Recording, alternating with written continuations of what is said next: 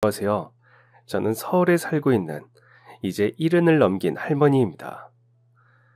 예전에는 할머니가 되는 제 모습이 이상하고 낯설었는데 요즘은 할머니 소리 듣는 게 기분 나쁘지도 않아요. 특히 우리 손주 목소리로 들을 때 가장 기분이 좋죠. 내가 예뻐하는 사람이 할머니 하고 불러주면 그거보다 반가운 소리가 어디 있겠어요. 인생 잘 살았다 싶은 거죠. 제 인생 돌아보면 썩 대단한 인생도 아니었는데 뭐가 그렇게 바빴는지 쉴 틈 없이 달려온 것 같네요. 왜 그렇게나 바쁘게 살았나 생각을 해보니 제가 늘 혼자인 삶을 살았더라고요. 어렸을 적에는 남들 다 있는 부모님이 일찍 돌아가시는 바람에 혼자 지내야 했고, 결혼을 하고 난 후에는 남편이 일찍 저 세상으로 가는 바람에 혼자 지내야 했더군요. 그래도 어렸을 적 혼자가 되었던 기억보다는 결혼 후에 혼자가 된 기억이 조금은 더 나은 기억인 것 같습니다. 왜냐하면 남편은 비록 눈을 감았지만 제 곁에는 우리 딸 민주가 있었거든요. 그때 당시 딸아이의 나이가 막 초등학생이 되었을 무렵이라서 혼자 두어도 괜찮다고 저 스스로를 다독일 수 있었지만 그것과는 별개로 늘 마음 졸이며 불안한 것은 어쩔 수 없었습니다. 한참 엄마의 손길을 받고 아빠의 관심을 받으며 자라야 하는 민주는 늘 혼자여야 했죠. 어쩌면 그때 당시에 혼자의 삶을 살았던 것은 제가 아니라 저희 딸 민주였는지도 모르겠습니다. 그래도 민주는 제게 힘이 되는 존재였습니다. 부모님이 일찍 돌아가시고 남편까지 일찍 눈을 감았을 때 저라는 존재 자체가 잘못된 것 같다는 생각을 많이 했었습니다. 세상이 제 존재를 부정해서 그래서 제가 사랑하는 저의 주변 사람들을 모두 다 앗아가는 것 같은 기분이었거든요. 그런데 그런 생각이 들 때 저를 다시 웃게 하고 일어서게 한 사람이 민주였어요. 밥도 먹지 않고 물도 마시지 않는 저의 머리카락을 잡아당기며 엉엉 울다 못해 쉬어버린 목소리를 하고서 민주가 그랬어요. 엄마도 죽으려고 그래? 왜 밥도 안 먹고 물도 안 먹어? 민주한테는 맨날 남기지 말고 다 먹으라고 하면서. 정신이 번쩍 드는 말. 엄마도 죽으려고 그러는 거냐는 민주의 말이 저를 일어서게 했습니다. 그렇게나 가슴이 찡한 말을 하면서 밥도 물도 먹지 않은 제게 억울함을 토로하는 민주가 그저 가엾고 예뻐서 눈물과 미소를 동시에 지었던 것 같아요. 그런 민주가 있었기에 다시 일어서서 살아가는 게 가능했고 또 그런 민주를 위해 마음을 달리 먹어야 했습니다. 못할 것 없다.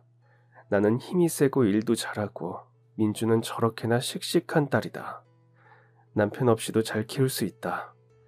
나는 든든한 엄마가 될 수 있다. 매일매일 하루치 다짐을 빼먹지 않고 꼬박 챙겼습니다. 저를 향한 긍정 주문 같은 말이었고 실제로 효과가 있었어요. 그 말을 하면서 민주와 행복할 미래를 그리게 되었거든요. 정말 딸에게 든든한 엄마가 되어줄 수 있을 것 같다는 자신감도 생겼고요. 물론 과부라는 꼬리표를 달고 민주를 혼자 키우는 것이 여간 쉬운 일이 아니었습니다. 힘도 세고 말도 잘하고 나름대로 일머리가 있다는 말을 들으며 살았지만 밖에서 아무리 잘해봐야 집에 돌아오면 형편없는 엄마가 되어 있으니 몸이 힘든 것보다 마음이 힘든 것이 컸었던 시절입니다. 그때 당시 저는 남의 집 파출부 일을 하고 있었는데 일은 저하고 나쁘지 않게 잘 맞았던 것 같아요.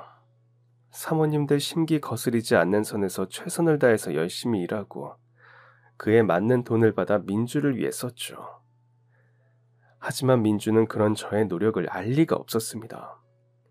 민주에게 그저 엄마라는 사람은 늘 밖에서 일만 하고 집에 들어오지 않는 그런 매정한 엄마였을 겁니다.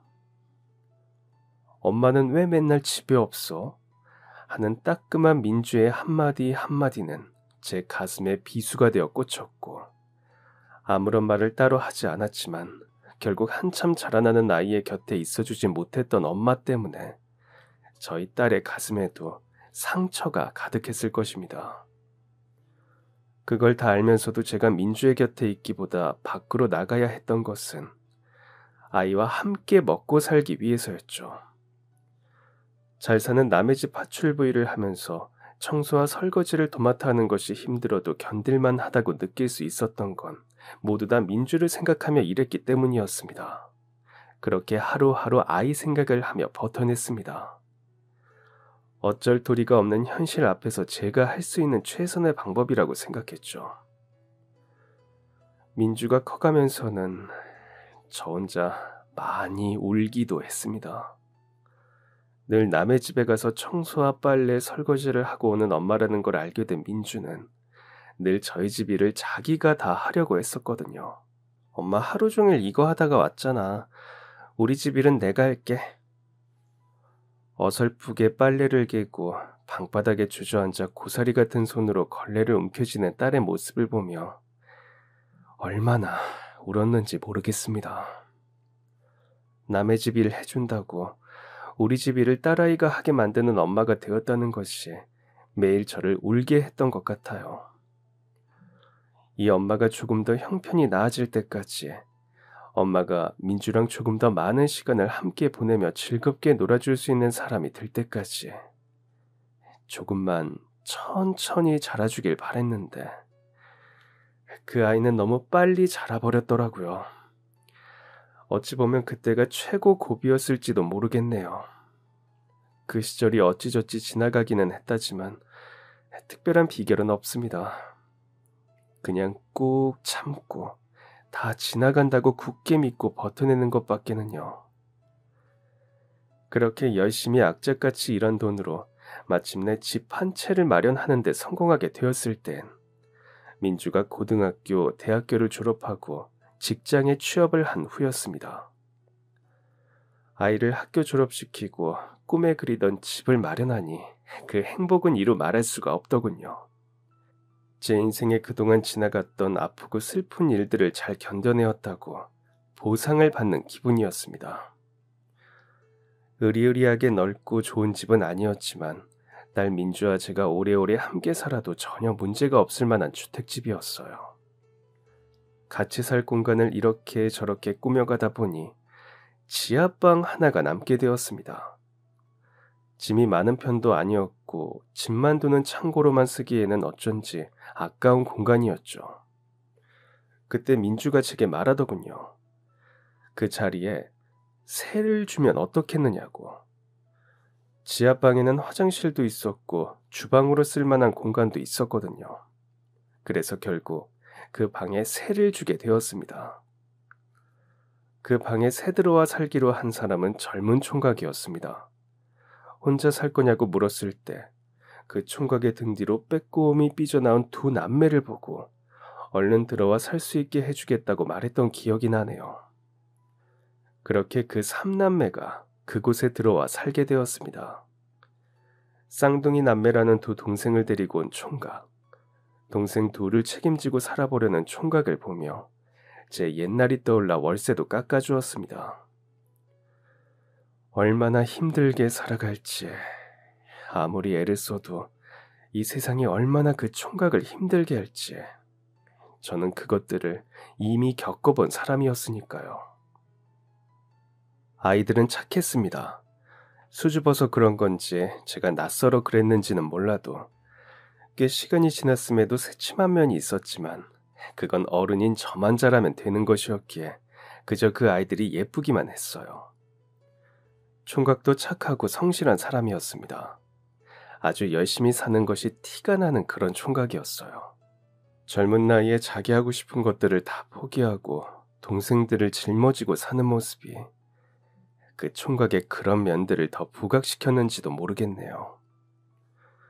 그 모습을 보니 부모님이 일찍 돌아가시고 어렵게 살았던 제 모습이 자꾸만 떠올라 측은하지 않을 수가 없었어요. 여러모로 도와주고 싶었고 마음이 갔습니다. 안타까운 마음, 겪어본 적 있는 상황이니 뭐라도 더 챙겨주고 싶은 마음, 자꾸 말을 걸고 뭔가를 쥐어주는 집주인 아줌마의 행동이 부담스럽고 귀찮을 법도 한데 총각은 제가 챙겨주는 것을 당연히 여기지 않고 꼬박꼬박 작은 성의 표시라도 하려고 하는 사람이었죠. 그 마음이 더 예뻐서 자꾸만 더 챙겨주고 싶었는지 모릅니다. 게다가 총각은 단 한 번도 월세를 밀린 적이 없었습니다.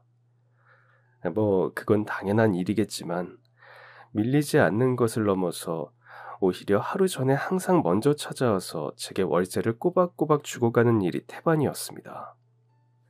돈을 그냥 주는 것도 아니고 늘 깨끗한 봉투에 담아서, 그리고 그 봉투에는 감사합니다, 고맙습니다, 항상 신경 써주셔서 저희 삼남매가 잘 삽니다 라는 등의 짧은 메모를 함께 적어서 건넸었어요.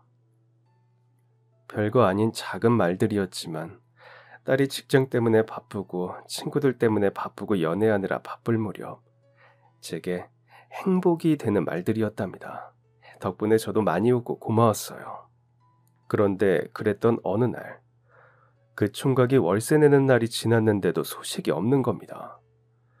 늘 그 총각에 의해 한 달에 한 번 조심스레 두드려지던 현관문도 이상하리만큼 조용했고 따로 전화도 오지를 않았어요. 지내는 동안 단 한 번도 그런 일이 없었기 때문에 그냥 그럴 만한 사정이 있겠지 하는 신뢰감과 함께 재촉하고 싶지 않은 마음이 들었습니다. 얼마나 성실하고 착하게 사는 사람인지를 알아서 그랬던 것 같아요. 그렇게 기다릴까 했는데 그 상황 자체가 너무나 있을 법한 상황은 아니었다 보니 문득 느낌이 이상해지더군요. 얼마 전 감기에 걸려 힘이 없던 총각을 봤던 기억이 자꾸 떠올라 며칠 동안 오며 가며 마주치지도 않아지는 총각이 내심 신경 쓰였습니다. 그래서 결국 고민 끝에 제가 먼저 전화를 걸어보았어요. 늘 먼저 인사하고 찾아오는 총각이었기에 제가 먼저 그렇게 전화를 건 것은 처음이었던 것 같더군요. 하지만 전화를 받지 않았고 시간차를 두고 몇 통을 걸어보았는데도 연락이 닿지 않자 찝찝했던 마음이 극대화되기 시작했습니다. 말 못할 사정이 있겠거니 했는데 정말 말을 못할 상황이면 어쩌지? 결국 불편하고 걱정스러운 마음이 가시질 않아 총각이 지내던 지하방의 문을 두드려야 했죠. 똑똑, 쿵쿵. 두드려도 보고 총각의 이름을 불러도 보았지만 사람이 나오지를 않았습니다. 혹시나 하는 마음에 문고리를 돌려보아도 굳게 잠겨 있었고요. 그런데 아무도 없는 건가 하는 마음에 그대로 돌아서려던 그때 문 안쪽에서 희미하게 신음하는 소리가 들려왔습니다. 이게 무슨 소리지? 들릴 듯 말 듯한 작은 소리에 저도 모르게 귀를 기울였습니다. 끙끙 앓는 듯한 소리, 잠잠했다가 다시 들려오는 힘없는 소리, 본능적으로 큰일 났다는 생각이 들더군요. 문을 다시 두드렸습니다. 안에 있어요? 안에 있죠? 내 말 들려요? 대체 무슨 일이야, 동희씨? 이리 와서 문 좀 열 수 있겠어요? 몇 번이나 같은 말을 반복하며 문을 두드리고 문고리를 돌려보아도 동희 총각은 모습을 드러내지 않았어요. 그저 끙끙 앓는 소리만 지속적으로 들려올 뿐. 분명 문까지도 나올 수 없을 만큼 크게 심각한 상황에 놓여 있겠다는 확신이 들었습니다. 별일이 아니기를 바라는 마음이 제일 컸지만 만약 무슨 일이 있다면 위험에 처하기 전에 구해야겠다는 생각, 도와야겠다는 생각. 하지만 굳게 닫힌 문을 어찌할 도리가 없었어요. 열쇠공을 불러야겠다고 생각했지만 문 안쪽에 신음하는 소리가 너무 위급해 보여서 생각을 미처 다 하기도 전에 몸이 먼저 날아갔습니다. 문이야 고치면 되니까, 사람이 먼저니까. 저 문을 부수고라도 빨리 총각을 도와야겠다는 생각이었습니다. 급한 마음에 몸을 던져 문을 부수려고 해보았지만 그게 그렇게 쉽게 될 리가 없었어요. 그러다 주변을 둘러보다가 눈에 들어온 삽 하나. 그 삽으로 냅다 문고리를 주변을 두드리고 찍어댔습니다. 빨리 부서지기를 바라는 마음으로 젖먹던 힘까지 다 짜내서 문을 부수는 것에 성공했습니다. 문고리가 덩어리째 바닥으로 나뒹굴고 처참히 부서진 문이 소리 없이 스르륵 열렸어요. 다급히 방 안으로 들어가니 그 전보다 더 힘들어하는 듯한 신음소리가 들려왔습니다. 그리고 바닥에 웅크리듯 누워 쓰러져 있는 총각이 보였습니다. 몸에 힘이 하나도 없이 축 늘어진 상태로 제 눈을 마주치지도 못한 채 쓰러져 있던 동이 총각은 마치 처음 본 사람처럼 낯설더군요. 무서운 마음이 덜컥 들었습니다. 그러다 정말 큰일이라도 나겠다는 생각 때문이었죠. 저는 당장 119에 전화를 걸어 사람이 쓰러졌다고 신고했습니다. 몸은 불덩이였고 얼굴은 메말라 있었어요. 물을 마시게 해도 되는지 어떤지를 몰라 물수건을 만들어 입술을 적셔주었습니다. 바싹 마른 팔다리를 연신 주무르며 주문을 외우듯 반복해서 말했어요. 무슨 일이 있었는지는 몰라도 내가 구급차 불렀으니까 끝까지 정신 차려요. 잠들면 안 될 것 같아. 내 말 들리지? 대답 안 해도 돼. 그러니까 눈은 감지 마요. 조금만 더 버텨요. 총각은 대답조차도 하지 못하고 초점 나간 눈으로 멍하니 누워 있었습니다. 119 구급대원이 시키는 대로 웅크리고 있던 몸을 조심스럽게 펴주고 혹시 호흡을 하지 않고 있지는 않은지 수시로 확인했어요. 구급대원이 오기까지 그 10분 동안 얼마나 가슴이 두근거리고 애가 탔는지 모르겠습니다. 도착해 다 부서진 출입문을 확인하고 흠칫 놀란 구급대원이 급하게 동희 총각의 이름을 부르며 상태를 살폈어요. 그리고는 구급차에 올라타며 제게 물었습니다. 이분 언제부터 이랬는지 혹시 아실까요? 그 질문에 눈물이 터져 나왔습니다. 사실 밖에서 구급차 소리가 가까워질 때부터 이미 저는 울고 있었는지도 몰라요. 언제부터 이랬는지를 전혀 알지 못해서 미안한 마음에 또 눈물이 터진 것입니다. 고개를 세차게 가로로 휘저으며 애원하듯 구급대원에게 말했어요. 몰라요. 모르겠어. 그런데 아마 아픈 지 꽤 며칠 된 것 같아요. 모습이 안 보인 게 나흘 정도 됐거든요. 혹시 잘못되는 건 아니겠죠? 제가 같이 갈게요. 이 사람 그렇다 할 보호자가 없을 거야. 이제 병원으로 이동한다는 마음에 미세하게나마 조금 마음이 놓여서 그랬을까요? 좀 전까지는 총각의 팔다리를 주무르고 숨을 확인하느라 바빴던 양손이 덜덜 떨려오기 시작했습니다. 구급대원이 병원으로 이동하는 차 안에서 바쁘게 무언가를 확인하는 모습이 눈앞에서 보였고 저는 그들이 도착하기 전에 총각을 향해 그랬던 것처럼 주문을 외우듯 구급대원에게 부탁드렸습니다. 괜찮은 거겠죠? 정말 착한 사람이거든요. 괜찮겠죠, 정말? 정말 착하고 성실한 사람인데. 그렇게 얼마나 달렸을까요? 곧이어 병원에 도착을 했고 새를 들어와 사는 총각이라는 것 외에는 크게 많이 하는 정보가 없었기 때문에 얼핏 들어 알고 있었던 그 총각의 동생들이 다니는 학교에 전화를 걸어야 했습니다. 형이 쓰러졌다는 것을 알면 깜짝 놀랄 텐데 하는 걱정이 들면서도 그 방법 외에는 떠오르는 것이 없었어요. 여기 병원인데 학생이랑 연락이 좀 될까요? 최동희 씨 동생 최재원, 최유나 학생이요. 네. 반은 몇 반인지 잘 모르고요. 형이 쓰러져서 병원에 있거든요. 그리고 그 통화를 통해 저는 왜 이틀 동안 그 집 아이들이 눈에 보이지 않았는지, 왜 그렇게도 그 집이 조용했었는지를 알게 되었습니다. 동생 둘이 나란히 수학여행을 간 것이었습니다. 동생들이 없는 사이 혼자 집에 있다가 쓰러지는 바람에 아무 곳에도 도움을 청할 수가 없었던 거예요. 어렵사리 수학여행을 떠나 있는 유나와 통화를 마쳤습니다. 오빠가 쓰러져서 병원에 있다는 말을 전해들은 유나가 소리내어 엉엉 울면서 제게 부탁했어요. 빨리 갈게요, 아줌마. 도와주세요. 저희 오빠 옆에 있어주세요. 부탁드려요. 재원이랑 저도 빨리 갈게요. 경주에서 서울까지 빨리 달려온다고 해도 이미 늦은 시간이었습니다. 선생님은 날이 밝는 대로 아이들을 데리고 곧장 병원으로 가겠다고 말씀하셨어요. 저는 그들의 부모도 진짜 보호자도 아니었지만 선생님께 연락처를 남겼습니다.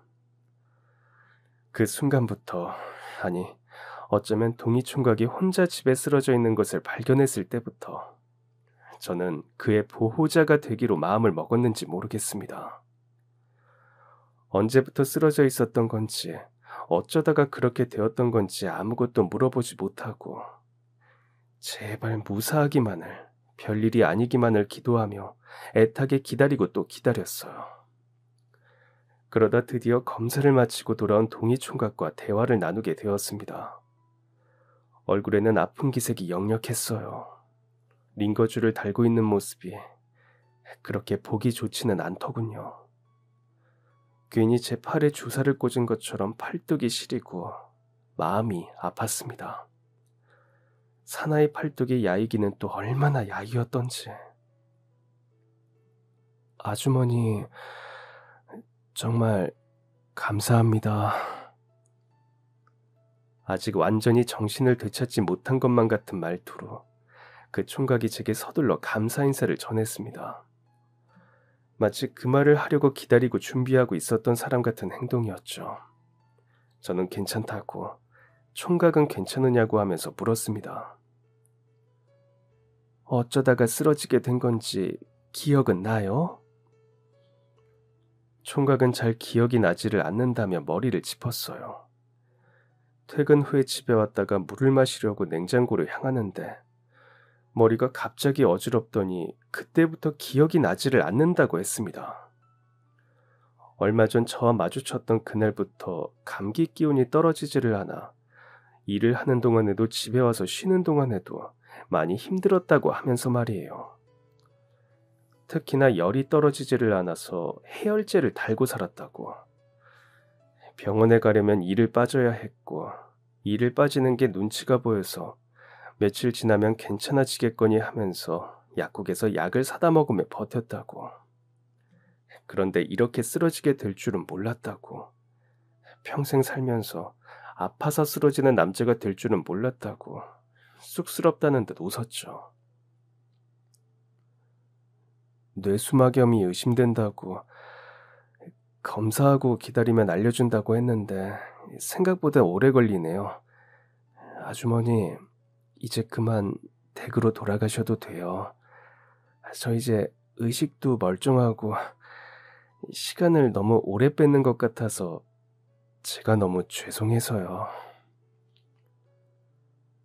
응급실은 대기의 연속이라고 했던가요. 생각했던 것보다 훨씬 더 오랜 시간을 기다려야 했습니다.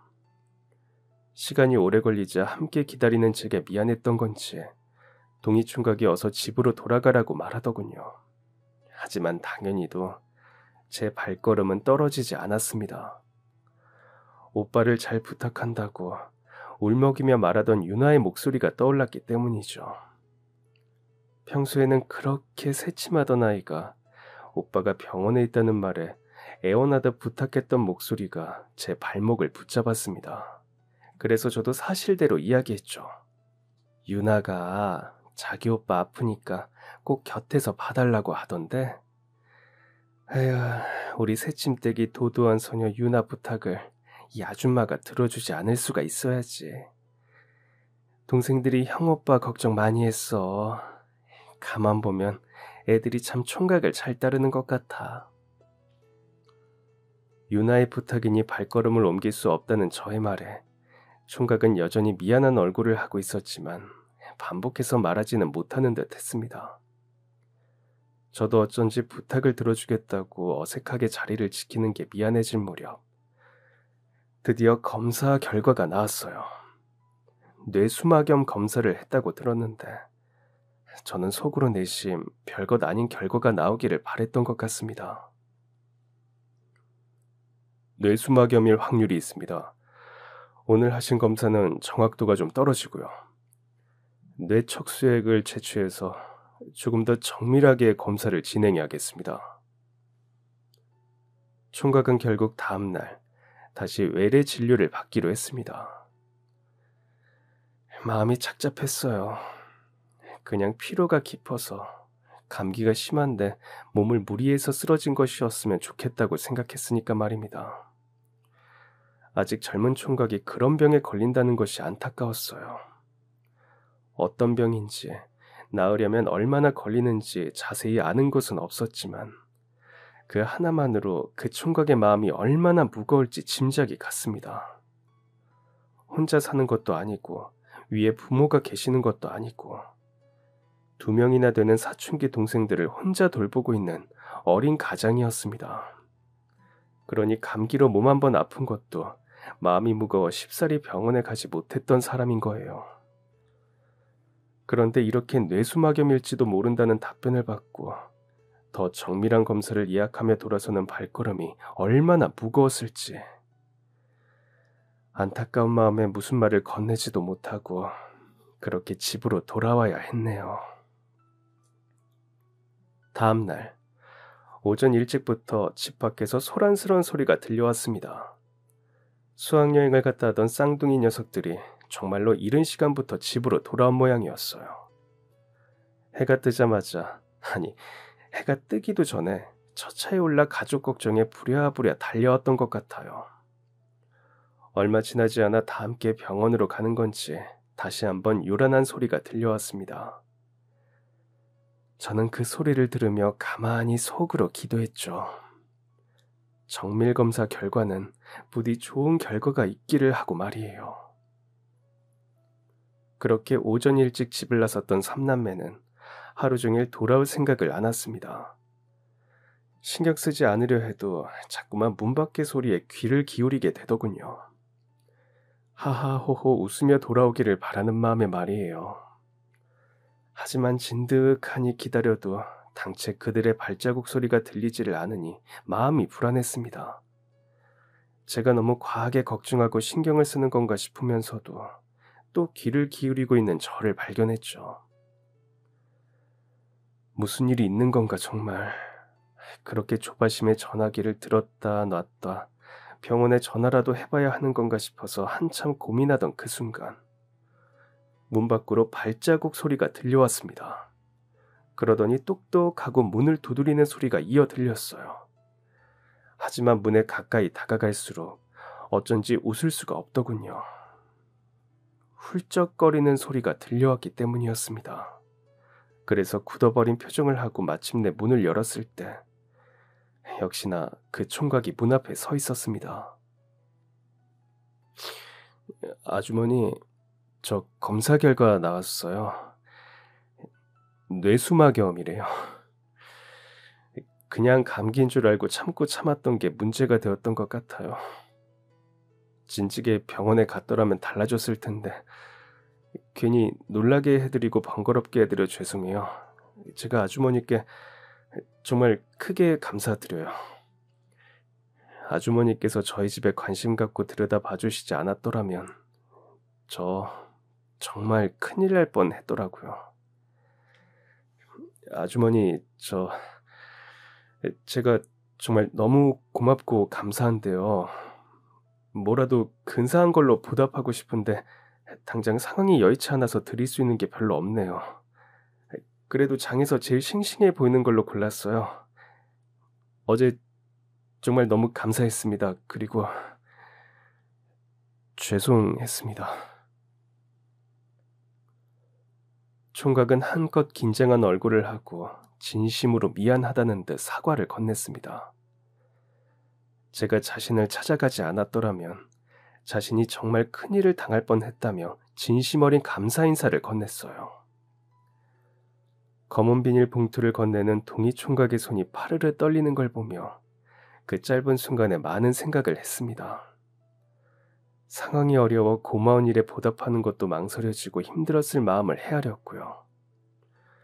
검은 봉투 안에 든 것이 무엇인지는 중요하지 않았습니다. 어려운 상황 속에서도 그 진심을 전하기 위해 애썼던 마음이 고마웠죠.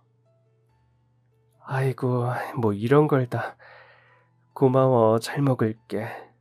총각도 몸 관리 잘하고 치료 잘 받고 힘들겠지만 아프면 병원 꼬박꼬박 잘 가고 약속해, 이 아줌마랑. 저희 집 애가 어릴 적에나 했던 새끼손가락 약속을 어색하게 지어 보였습니다. 곧 눈물을 흘릴 것 같은 총각의 어깨 너머로 이미 콧물을 훌쩍이고 울고 있는 쌍둥이들이 보였어요. 저는 두 녀석의 손목을 끌어당겨 살며시 안아주었습니다. 너희 오빠, 너희 형 금방 나을 거라고. 그러니까 말 잘 듣고 공부 열심히 해야 한다고. 제가 해줄 수 있는 말은 고작 그것이 다였습니다. 아이들은 고개를 끄덕였고 그렇게 저는 집으로 들어와 안쓰러움에 창밖으로 그들이 집에 들어가는 것을 지켜보았어요. 그렇게 그들이 들어가는 것을 보고 나서야 동이 총각이 건넸던 비닐봉투가 보였습니다. 저는 다시 그 봉투를 들어 안에 담긴 내용물을 확인했어요. 그 안에는 빨갛고 맛있게 잘 익은 사과들이 들어있었습니다. 무엇을 사올지 한참이나 고심 끝에 골랐을 것을 생각하니 웃음이 났어요. 그렇게 웃으며 딸아이와 나누어 먹기 위해 몇 알을 꺼내어 드는데 알알이 담긴 사과들 사이로 봉투 하나가 보였습니다. 늦게 드려서 죄송합니다. 다음 달부터는 꼬박꼬박 잊지 않겠습니다. 어제 병원에서 아주머니를 뵈었을 때 가장 먼저 든 생각이 반값 드릴 날을 깜빡했다는 것이었어요. 늦어졌는데도 기다려주시고 정말 죄송하고 고맙습니다. 은혜 잊지 않겠습니다. 익숙한 필체의 문장들이 그 봉투 위에 적혀 있었어요. 어제의 사건 아닌 사건으로 저조차도 머릿속에서 잊어버리고 있었던 반값을 넣은 봉투였습니다. 평소보다 길게 적힌 문장에 한참 그 글을 들여다보았어요. 왜 그런지 모르겠지만 그 총각이 하는 모든 행동 하나하나에는 오랫동안 고심하고 조심스럽게 실행에 옮겼다는 티가 났습니다. 사과를 씻으려다 말고 냉장고를 열어 뒤적거렸어요. 얼마 전에 사두었던 계란 한 판과 소시지가 보였습니다. 소시지는 비닐봉투에 담고 계란 한 판을 나머지 손에 들고 문을 나섰죠. 유나야, 재원아, 잠깐 나와볼래? 눈이 팅팅 부은 유나가 문을 열고 나와 저를 빼꼼히 바라보았습니다. 저는 그 아이에게 그것들을 쥐어주며 서두르듯 말하고 집으로 돌아왔어요. 아줌마 집에 많이 남아서 그러니까 가지고 들어가서 재원이랑 오빠랑 같이 먹어. 없는 형편에 고맙다는 마음을 표현할 줄 아는 동이 총각의 마음씨가 예뻤습니다. 뭐라도 퍼주고 싶은 마음이 들었던 것 같아요. 꼭 크고 좋은 것이 아니더라도 작은 것이라도 자주 나누고 베풀며 지내다 보면 그 삼남매의 머릿속에 지금처럼 계속해서 예쁜 꽃이 피어나겠다는 생각이었습니다. 그 총각은 그 후로도 저를 마주칠 때마다 제 덕에 목숨을 구했다고 웃으며 말하고는 했습니다. 그 말을 들으면 저는 괜히 수줍어서 더 깔깔거리며 웃어댔어요. 총각은 그 후 예전처럼 단 한 번도 반값을 밀리지 않는 성실한 세입자가 되었습니다. 아픈 것도 금방 털어내고 늘 그랬던 것처럼 다시 열심히 살아가는 듯 했어요. 쌍둥이 남매가 고등학교를 졸업하고 대학에 입학하고 졸업을 하는 동안 그 삼남매는 쭉 저희 집 지하방에서 살았습니다. 애들이 고등학교를 졸업하면 방을 빼려나 했는데 생각해보니 대학에 가서 드는 돈이 더 많아 나가기 힘들었을 것 같더군요.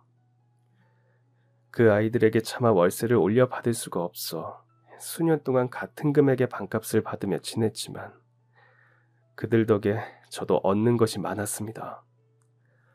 회사 다니고 친구들 만나고 연애하느라 바쁜 딸을 대신해 좀 어색하고 새침하더라도 제 짧은 수다를 들어주던 윤하, 재원이 그 덕에 하루 중간중간 소소하게 웃을 일이 있었으니까요. 그렇게 윤하가 대학을 졸업할 무렵쯤 동이 총각이 너무 바빠서 얼굴을 볼 새가 없었습니다. 일을 마치면 무슨 다른 일을 한다고 엄청 바쁘다고 유나가 제게 말했었어요. 오빠 얼굴 보기가 하늘의 별 따기라며 자기 생각에는 일을 하는 게 아니라 연애를 하는 건지도 모르겠다고 웃어 보이기도 했죠.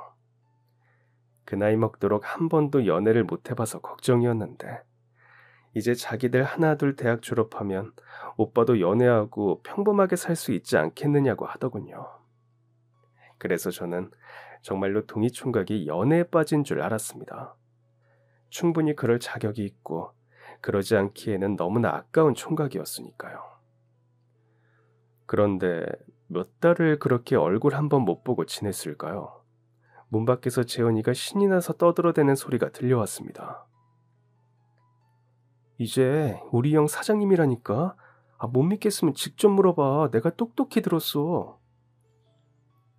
그 소리에 이어 유나의 목소리가 들려왔어요. 오빠가 무슨 사업을 한다고 사장님이 됐다는 거냐고. 행여나 오빠 앞에서 이상한 소리 절대 하지 말라고요. 재원이를 나무라는 소리였죠. 재원이는 답답하다는 듯 가슴을 통통 치며 유나를 설득하려 했습니다. 그들 둘이 아직도 그러고 티격태격하는 모습이 귀여웠어요. 동희 총각이 사장님이 되었다는 재원이의 말에 저도 궁금함이 치밀었지만 유나 말대로 생각했던 것 같습니다. 연애하기 바빠 그럴 거라고 말이에요. 그런데 다음날 놀라운 일이 일어났어요. 그날은 제가 일을 나가는 날이라서 오후 늦게 집으로 돌아와 청소를 하고 빨래를 하고 있었습니다. 그때 누가 문을 두드리는 소리를 한참 동안 듣지 못하다가 뒤늦게 달려나가 문을 열었는데 그 앞에 몇 달이나 얼굴을 보기 힘들었던 동희 총각이 서 있는 거예요. 전보다 어쩐지 더 상한 얼굴이었지만 활짝 웃는 표정을 하고 옷도 멀끔하게 차려입은 모양이었습니다. 아주머니, 잘 지내셨어요? 저 드릴 말씀이 있습니다. 드릴 말씀이 있다고 조심스럽게 말을 꺼내는 동희 총각의 눈빛에서 왠지 모를 서운함이 느껴졌습니다. 7년 남짓한 시간 동안 알고 지낸 사이에 그토록 서운한 눈동자를 한다는 것은 이유가 분명했죠. 이별을 고하겠다는 눈빛, 떠나는 사람의 눈빛이었습니다. 하지만 저는 그 이별이 슬프지 않았습니다.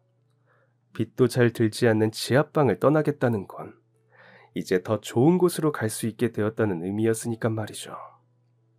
그리고 저의 예상대로 동희 총각은 방을 빼겠다는 이야기를 전해왔습니다. 저는 서운하지 않아 눈물이 나오지 않았는데 그 총각은 눈물을 글썽거렸어요.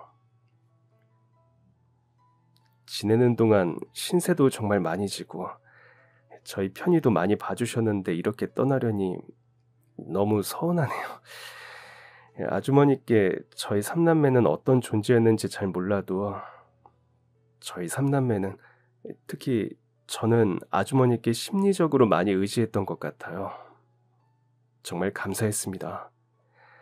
앞으로 살면서 몇십 년이 지나도 과거를 돌아볼 때 가장 생각나는 시절이 아주머니 댁 지하방에서 지냈던 이 시절일 것 같아요.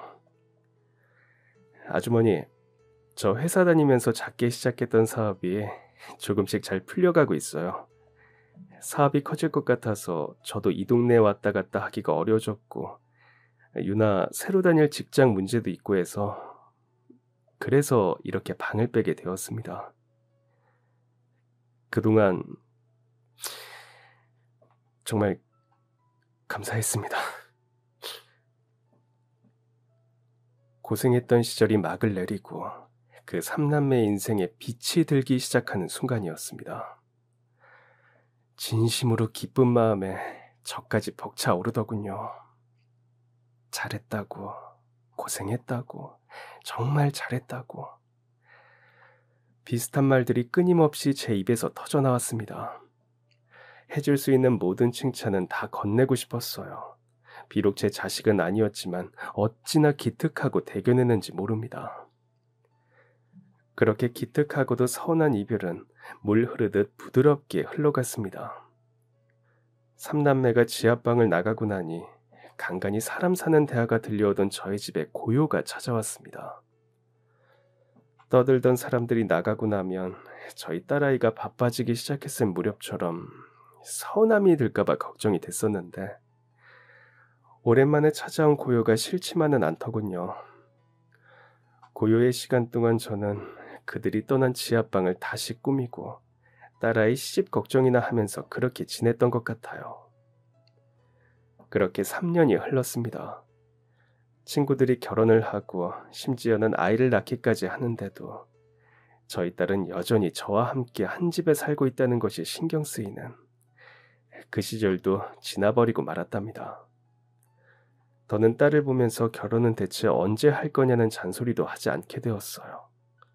제가 기대하고 예상했던 시기에 결혼을 하지 않는 딸을 보면서 자연스레 마음을 접게 되었던 것 같습니다.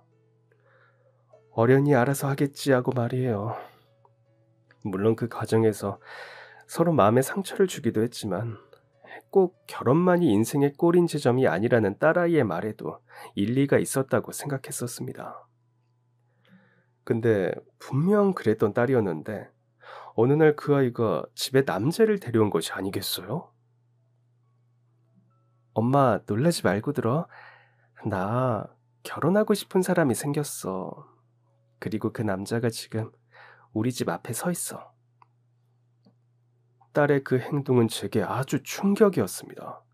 한마디 언질 없이 아무런 예고 없이 불쑥 그 남자를 데려온 것이 갑작스러워 충격이기도 했지만 그 상대가 전혀 예상치 못한 인물이었기 때문에 더욱 충격이었습니다.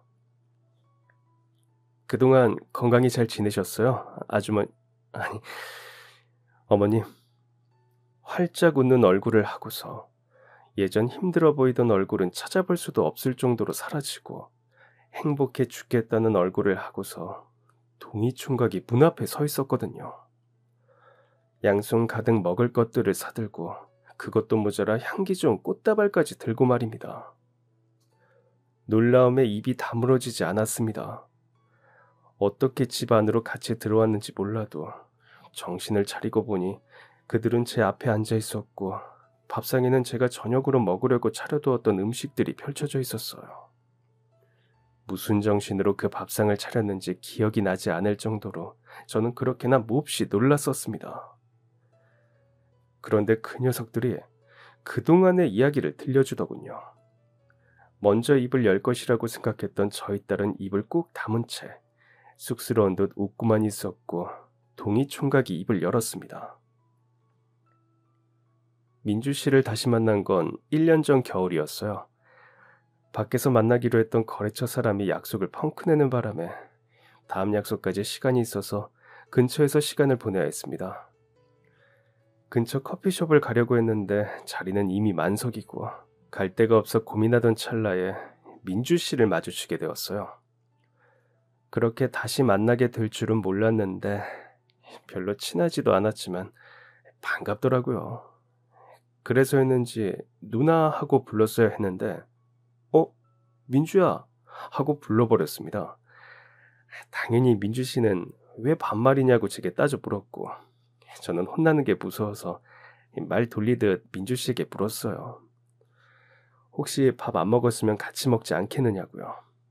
민주 씨가 흔쾌히 알겠다고 하기에 식당에 함께 들어갔는데 메뉴를 하나만 주문하는 거예요. 한참 두 사람이 어떻게 만났는지에 대한 이야기를 듣고 있는데 그 옆에 앉아있던 민주의 얼굴이 새빨갛게 물들어가는 것이 보이더군요. 언제 그런 얼굴을 마지막으로 보았는지 기억도 나질 않았습니다. 그렇게나 행복해하는 모습이 눈에 보이니 저도 놀란 마음이 사그라지고 그들의 이야기를 듣는 것이 기쁘더군요. 동이총각은 그 모습을 의식한 듯 침을 꿀꺽 삼키며 이야기를 이어갔습니다. 그렇듯 민주가 메뉴를 하나만 주문하기에 왜 누나는 시키지 않느냐고 물었다고 합니다. 그런데 민주가 아무렇지 않은 얼굴로 난 먹었어. 너 혼자 먹기 외로운가 싶어서 같이 와준 거야. 편하게 먹어 그냥. 라고 말했다고 하더군요. 그 아무렇지 않은 한마디에 너무 놀라버린 동이총각은 아무런 말도 하지 못하고 그저 멍하니 민주의 얼굴을 바라보게 되었고 그 순간 민주의 뒤로 후광이 비치더랍니다. 그 말을 듣는데 그저 웃음이 나왔어요. 결혼을 허락해 주시라는 말에 저는 1초도 고민하지 않고 그러라고 말했습니다. 7년이나 성실하고 좋은 사람이라는 걸 확인했는데 반대할 이유가 어디 있겠느냐고. 그리고 제 딸의 뒤에서 후광이 비친다고 말해주는 남자라면 듬뿍 사랑해줄 것 같아 저는 좋다고 말했습니다. 그저 지금 그 마음 부디 변하지만 말아달라고 하면서 말이에요. 민주는 저를 덥석 끌어안았고 그렇게 두 사람은 부부가 되었습니다. 결혼식을 하던 날 사이가 된 동희총각 최서방은 제게 말했습니다. 장모님, 저는 그날 제가 죽었다고 생각했습니다. 장모님께서 저 구해주신 그날이요. 저 그때부터 다시 태어난 마음으로 열심히 살고 있습니다. 앞으로도 그 마음 잊지 않고 열심히 살겠습니다. 그렇게 저희 사이가 된 최서방은 정말로 그 마음 그대로 성실하게 열심히 살고 있습니다. 건강관리에 소홀하지 않고 잘 챙기는 모습도 보기 좋았어요. 연하 남자는 싫다고 매력이 없다고 단칼에 잘라 말하고는 했던 그 시절 노처녀라고 불리던 저희 딸은 자기보다 무려 5살이나 어린 남자를 만나 행복한 가정을 꾸리게 되었습니다. 그들에게 바라는 것은 없었습니다. 그저 매일매일 그 하루에서만 느낄 수 있는 작고 행복한 일들로 일상이 가득하고 아픈 곳 없이 건강하게 지내기를 바라기만 했습니다. 그리고 그들은 정말 그렇게 잘 살아주었습니다. 20년도 넘게 흐른 지금 아직까지도 제게 보답하겠다는 사유와 효도하겠다는 딸이 저희 집을 드나들고 있습니다. 좋은 선물도 맛있는 식사도 모두 고맙고 좋았지만 저에게 가장 좋은 보답이자 효도는 바로 그 가정의 행복입니다. 제가 누구보다 아끼고 사랑했던 딸 민주와 진심으로 응원하고 믿었던 성실했던 총각 동희가 꾸린 그 가정 말이에요. 어느새 고등학생이 되어버린 손주 녀석까지도 세상을 다 가진 것처럼 행복합니다. 할머니 100살 넘게 오래오래 사세요 하는 그 말이 부담스럽고 창피했다가도 이왕이면 건강한 모습으로 오래 살다 생을 마감하고 싶다는 생각이 드는 요즘입니다. 그럼 지금까지 사연 들어주셔서 감사합니다. 사연이 재밌으셨다면 구독과 좋아요 부탁드려요. 감사합니다. 안녕히 계세요.